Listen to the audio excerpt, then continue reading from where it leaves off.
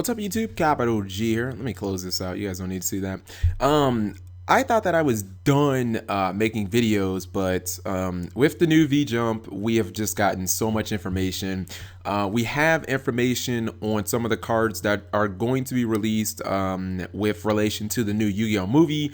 Obviously, there's going to be some classic characters in there, so you're probably going to be seeing some classic cards. There's 3 cards to talk about. This first one, I'm not going to lie, it's kind of a doozy. Like I saw the effect and I was like, whoa. So this is Gandora X Dragon, or the Dragon of Ruin.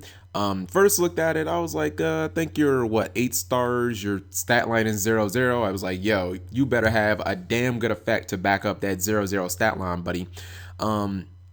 It is dark, which of course is, best attribute in the game. You can allure it, you can trade it in if it's stuck in your hand, but I don't think that that's going to happen too often. So the effect number 1 says, when this card is normal or special summoned from your hand, you can destroy as many monsters on the field as possible except this card, and if you do, inflict damage equal to the highest attack, or excuse me, equal to the attack of the destroyed monster with the highest attack. And if you do that, run on sentence for the win. This card's attack becomes the same amount of damage you inflicted to your opponent. So essentially, this card is it's kind of like a dark hole built into a monster.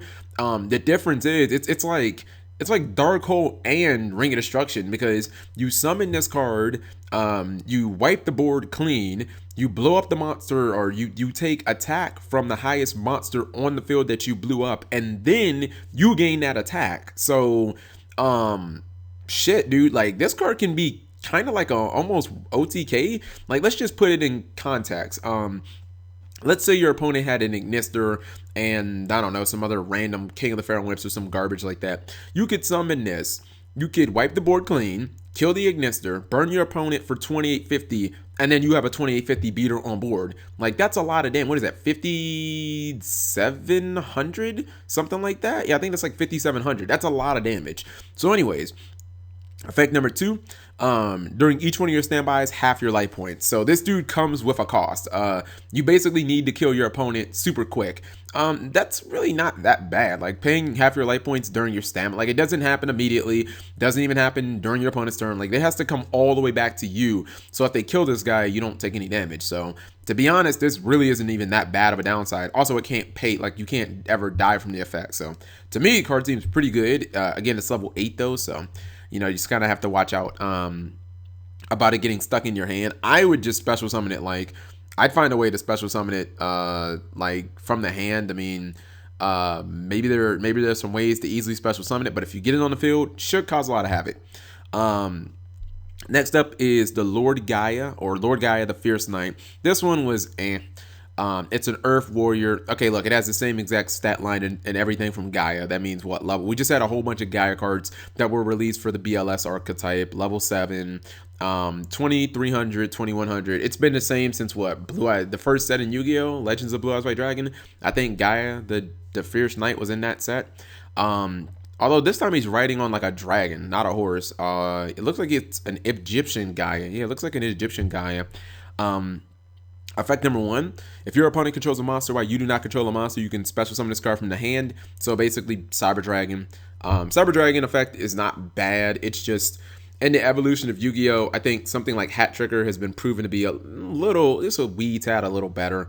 Like, it should just, maybe if there are 2 monsters on the field, just special summon it, because then it's like it can facilitate you like pushing more damage on board when you're already in control of the duel. Like, it advances your game state. Effect number 2, once per turn, if a monster whose attack is higher than this card's attack is special summoned to your opponent's side of the field, you can have this card gain 700 attack until the end of this turn. So if your opponent summons a monster, excuse me, it has to be a special summon. If your opponent special summons a monster, you can have this guy go to 3000.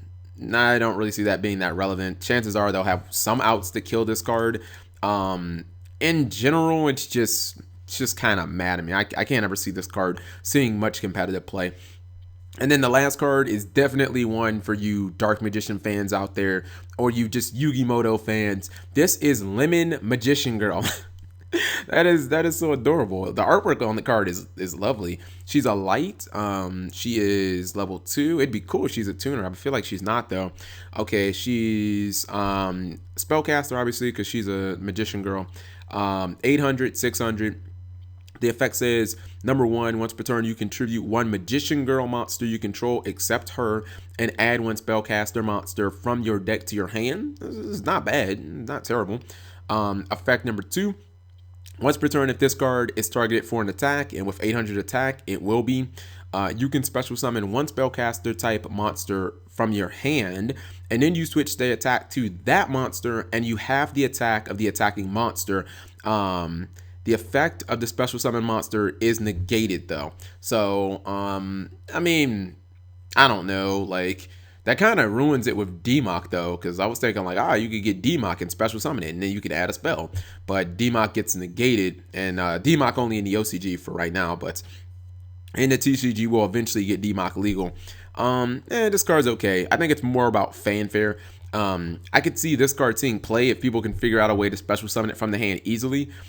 These other two, this card seems just mediocre. This card seems more just like a fun card to put in like a Dark Magician deck or a Yu-Gi-Oh themed deck. So let me know what you guys think. Thank you for watching as always.